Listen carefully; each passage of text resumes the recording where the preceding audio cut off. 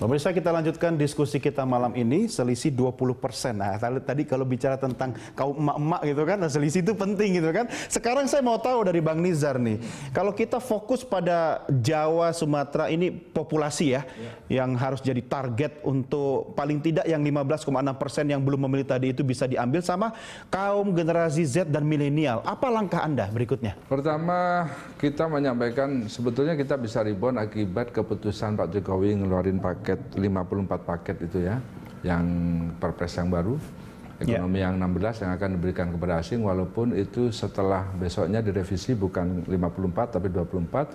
Begitu responsifnya anak-anak muda, karena mereka ketakutan masa iya warung internet misalkan diberikan ke asing murni dan lain sebagainya. Kita bisa rebound di situ mungkin. Salah satu blunder akibat kebijakan dari Pak Presiden.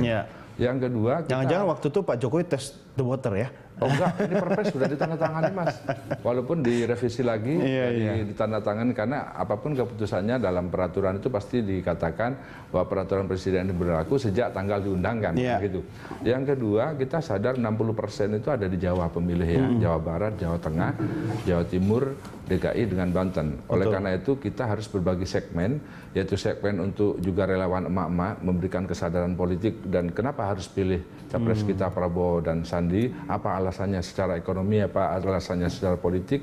Kita harus sampaikan, itu harus sistem kelompok, bahkan harus sampai ke TPS. Yang tidak diketahui orang itu pekerjaan yang berat kita. Jadi Jawa luar Jawa strateginya sedikit berbeda ya? Berbeda. Karena bagaimanapun kalau kita menang di Jawa Barat misalkan selisih kayak kemarin 5 juta, Pak Jokowi menang di Jawa Tengah 7 juta, itu sama halnya menang di 5-3 provinsi di luar Jawa. Ini yang kita harus garap. Pertama, kaum milenial memberikan kesadaran. Sandiaga Uno itu adalah salah satu sosok pengusaha yang sukses. Dengan berbagai kesuksesannya, dia bisa menarik kaum milenial untuk bisa memilih dia. Dengan beberapa konsep ekonomi OKOC-nya misalkan, atau juga konsep ekonomi, atau juga jaminan pembukaan lapangan pekerjaan yang banyak. Yang kedua, salah satu visi misi dan juga janji-janji Pak Prabowo adalah akan menaikkan upah buruh dengan menghapus sistem outsourcing itu, sehingga pertumbuhan ekonomi bisa naik dari yang dijanjikan sekarang 7%, bisa naik 8, bahkan pada 10 digit menjadi 10%. Oleh karena itu, satu-satunya jalan untuk bisa menarik pemilih milenial, pemilih emak-emak, atau juga pemilih yang sekarang swing voter itu tidak ada jalan lain. Semua relawan, semua caleg dari partai koalisi kita harus turun ke bawah, turun door to door, menyampaikan visi misi politiknya Pak Prabowo, kenapa harus pilih Prabowo, kenapa secara ekonomi harus Pak Prabowo. Itulah pintar-pintar masing-masing partai dan koalisi. Anda harus menjamin soliditas tim ya sampai hari H ya? Harus menjamin, karena begitu banyak relawan yang sekarang ini sama. Nggak usah relawan dulu deh Bang, di internal tim saja ya, koalisi gitu kan harus. Apa jaminannya? Kita harus menjaga keharmonisian yang disampaikan oleh Pak Joko Santoso tadi benar. Kalau hari ini kita kalah, ayo kita kerja lebih keras lagi, meyakinkan kepada pemilih kita. Semoga saja 15,6% yang disampaikan LSI tadi bisa mendukung kita. Geser ya. Atau juga pemilih fanatik Pak Jokowi ujung-ujungnya bisa bergeser ke kita. Nah, kan?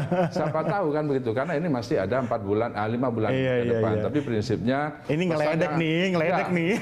Pesan yang akan kita sampaikan mesti di bawah ada bentrokan, misalkan visi misi yang beda. Harapan kita dari BBN, kita sejuk, kita mari ajak masyarakat agar memilih pasangan calon masing-masing.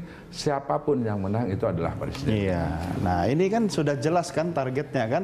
Bagaimana bertahan di wilayah kekuasaan yang sekarang mengumpulkan 53,2% itu biar nggak dicuri sama beliau. Jadi memang kalau kami di tim ya tentu berpikiran secara positif ya, dan juga tentu berpikiran bagaimana kita memaksimalkan ya kerja yang selama ini sudah berhasil dirasakan oleh masyarakat ya, dan juga tentunya sudah dinikmati oleh masyarakat ya, dan tentunya ingin fokus kepada apa-apa yang memang belum selesai, kita akan lanjutkan kembali. Nah, tentu tadi dibilang kalau segmen-segmen lalu wilayah ya, kalau kami pada prinsipnya tentu menganggap semua wilayah itu penting ya, dari mulai Sabang sampai Merauke, dari Sumatera sampai Papua ya. Jadi kami tidak dalam posisi untuk melihat mana lebih besar, mana lebih banyak, mana lebih luas ya. Ini terbukti dengan berkali-kali Pak Presiden itu kan berkunjung ke wilayah yang populasinya tidak sebanyak di Jawa Barat misalnya, ya, di Papua, di Sulawesi. Presiden Indonesia sentris ya, Indonesia bukan sentris, cuma Jawa artinya sentris. Tidak hanya di Jawa ya. Apalagi kan saya dari Manado, kampung saya kan dari Sulawesi Utara. Iya, kan saya semua bersaudara. Orang semua bersaudara. Saya menyaksikan betul berapa kali waktu itu Pak Presiden datang ke Manado, ke Sulawesi Utara ya. Artinya apa? Komitmen Pak Jokowi ini tidak hanya seperti yang tadi dibilang, tidak hanya di satu titik saja, tetapi di seluruh wilayah Indonesia semaksimal mungkin, sebanyak mungkin, dan tentunya memperhatikan satu persatu apa saja masalah-masalah yang memang sedang dihadapi dan mungkin yang akan tapi jangan dihadapi. lupa loh, sama-sama kubu ini kan menargetkan juga generasi milenial. Nah itu dia, kalau memang tentang generasi milenial, saya pikir kedua tim ya, baik kubunya Pak Prabowo maupun kubu Pak Jokowi tentu menyadari pentingnya bahwa pemilih milenial ini cukup signifikan ya, karena memang jumlahnya itu juga besar ya. Terbukti berapa kali Pak Jokowi itu mengadakan perkumpulan atau pertemuan ya, meeting-meeting dengan teman-teman ya, anak-anak muda, milenial, dan juga menggagas beberapa gerakan-gerakan ya yang juga diminati dan juga diikuti oleh anak muda, baik mulai dari startup online sampai juga hal-hal yang sifatnya itu ya mungkin yang sangat-sangat kekinian ya, mungkin tidak banyak orang juga menjadi konsumsi publik ya, tetapi artinya ini bentuk sebuah kreativitas yang kita perhatikan, yang kami perhatikan, dan tentu juga menjadi hal yang bisa dikembangkan oleh Presiden, oleh Pak Jokowi ya. Tentunya ini tentu bukan suatu hal yang tidak hanya diperhatikan sekali, tapi harus terus-menerus. Karena kenapa? Karena generasi milenial ini kan generasi masa depan ya. Mereka ini kan yang menjadi penentu ya 10-15 tahun ke depan ya. Ini masing-masing kubu juga pasti ngintip-ngintip dong ya.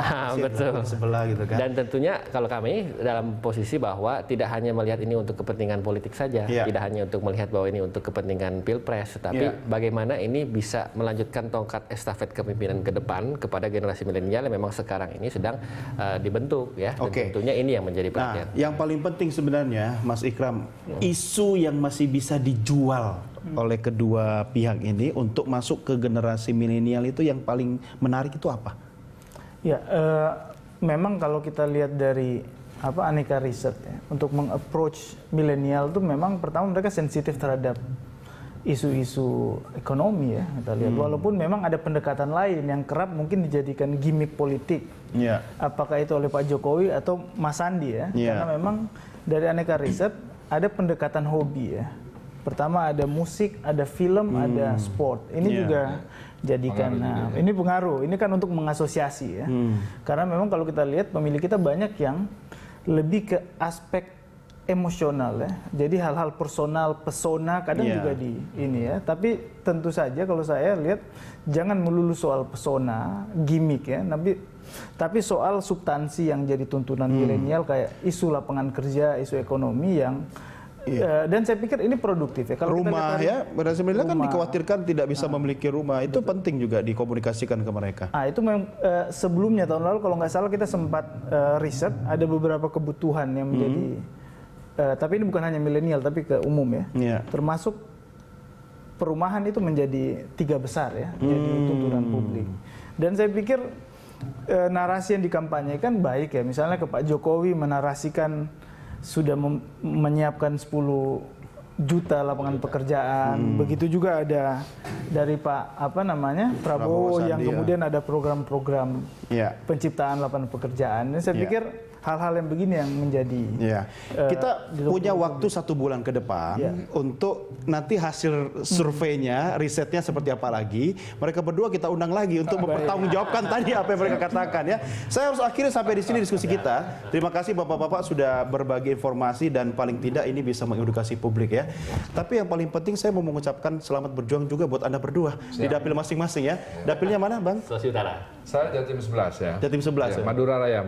Langsung kampanye. Sukses buat Anda berdua juga, Bang Ikram. Sampai ketemu lagi ya di kesempatan berikutnya. Terima kasih, selamat malam dan pemirsa. Inilah akhir jumpa kita dalam Prime Time Talk edisi malam hari ini. Jangan lupa Anda bisa mengirimkan informasi, kritik, saran dan masukan pada kami. Silahkan layangkan ke email kami di redaksi @berita1.tv. Follow kami via Twitter, Facebook, YouTube dan juga Instagram. Akhirnya atas nama kerabat kerja dan rekan-rekan redaksi yang bertugas, saya Doni The Kaiser undur diri. Terima kasih. Selamat malam. Sampai jumpa. Merdeka.